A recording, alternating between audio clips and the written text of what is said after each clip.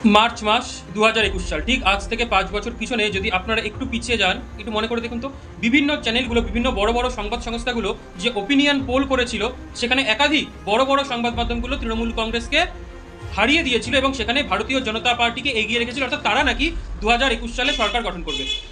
বিভিন্ন সংবাদ মাধ্যমগুলো এটা দেখিয়েছিল যে একক সংখ্যাগরিষ্ঠতা তৃণমূল কংগ্রেস পাচ্ছে না, তারা তৃণমূল কংগ্রেসকে 148-এর মেজরিটির নিচে রেখেছিল।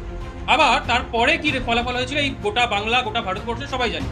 আবারও 5 বছর পর আজ 2026 সাল মার্চ মাস, এই বিধানসভা নির্বাচনের প্রাককালে বিভিন্ন সংস্থাগুলো, বিভিন্ন এবিপি নিয়েলসন থেকে শুরু করে নিউজ 18, তারপর আপনাদের দৃষ্টিভঙ্গি, বিভিন্ন চ্যানেল যেগুলো আছে, তারা ওপিনিয়ন পোল করেছে। এই ওপিনিয়ন পোলে আমরা দেখলাম যে তারা শুধু সংখ্যাগরিষ্ঠতা নয়, তৃণমূল কংগ্রেসকে প্রায় 200-র উপরে বা 200-র কাছাকাছি আসন তারা দেখিয়েছে।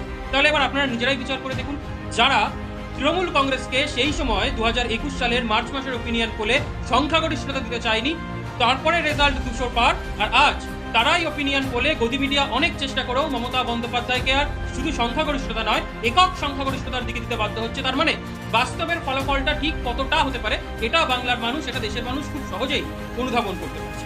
আচ্ছা, আপনাদের দুটো ছোট কথা বলি, কেন মমতা বন্দ্যোপাধ্যায় জিতবেন? কারণ মমতা বন্দ্যোপাধ্যায়ের সুশাসন, পরিকাঠামোগত উন্নয়ন, বাংলার মানুষের কাছে সরাসরি সরকার থেকে ব্যাংক অ্যাকাউন্টে আর্থিক সহায়তা, এবং যার জন্য শুধু গ্রামীণ অর্থনীতি নয়, শহরী অর্থনীতি, শহরাঞ্চলের অর্থনীতি, শহরতলির অর্থনীতি, একটা গোটা ভারতবর্ষের মধ্যে ওয়েস্ট বেঙ্গলের অর্থনৈতিকভাবে জিডিপি যেমন গ্রোথ হয়েছে, ইকোনমিক সিস্টেম কিন্তু আরো অনেক বেড়েছে। মানুষের সুযোগ সুবিধা বলতে পারেন, মানুষের শান্তি বলতে পারেন, এই সমস্ত কিছু কিন্তু বাংলার মুখ্যমন্ত্রী মমতা বন্দ্যোপাধ্যায় বাংলার মানুষকে দেখিয়েছেন। উন্নয়ন, রাস্তাঘাট, জল, বেসিক নিডসগুলো মানুষের কিন্তু আর খুব সমস্যা নেই, যেটা বাইরের অন্যান্য বিজেপি শাসিত রাজ্যগুলোতে রয়েছে।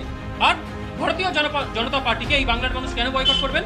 কারণ ভারতীয় জনতা পার্টি না তো সুশাসন আনতে পেরেছে, না তো এই দেশের সম্প্রীতি ঠিক রাখতে পেরেছে, উপরন্তু বিভিন্ন সাংবিধানিক সংস্থাগুলোকে বৈরিকীকরণ করেছে, বিভিন্নভাবে কেন্দ্রীয় সংস্থাগুলোকে দিয়ে পলিটিসাইজ করে বিরোধী নেতানেত্রীদের শুধু ডিস্টার্বই করেনি, সাধারণ মানুষকে পর্যন্ত আজকে ব্ল্যাকমেলিং পলিটিক্স চলছে। সাধারণ মানুষ প্রাণ খুলে, দেশের মানুষ আজকে নিঃশ্বাস নিতে পারছেন না। তাই ভারতীয় জনতা পার্টিকে মানুষ এমনিতেই বয়কট করবে, বাংলার মানুষ তো বয়কট করেই দিয়েছে। শুধু একটাই কথা বলি, এই ওপিনিয়ন পোলে আরেকটা ইন্টারেস্টিং জিনিস চলে এসেছে যে মুখ্যমন্ত্রী হিসাবে কাকে দেখতে পছন্দ করেন। তার মধ্যে প্রায় 50%-এরও বেশি মানুষ এখনো পর্যন্ত যে সার্ভে স্যাম্পল রিপোর্ট রয়েছে, সেখানে মমতা বন্দ্যোপাধ্যায়কেই কিন্তু এগিয়ে রেখেছেন। ফলে আগামী 4 মে 2026 সালের ফলাফল কি হতে পারে, বাংলার মসনদে কে বসতে পারবে, এটা কিন্তু সহজেই অনুমান করা যায়। তাই আবারও বলছি, ভারতীয় জনতা পার্টি যতই মিথ্যার ব্যাসাদি তৈরি করুক, বাংলার মুখ্যমন্ত্রী মমতা বন্দ্যোপাধ্যায়ের সামনে ভারতীয় জনতা পার্টির বিজয় রথ কিন্তু মুখ থুবড়ে পড়বে, একথা বলার অপেক্ষাই রাখে না।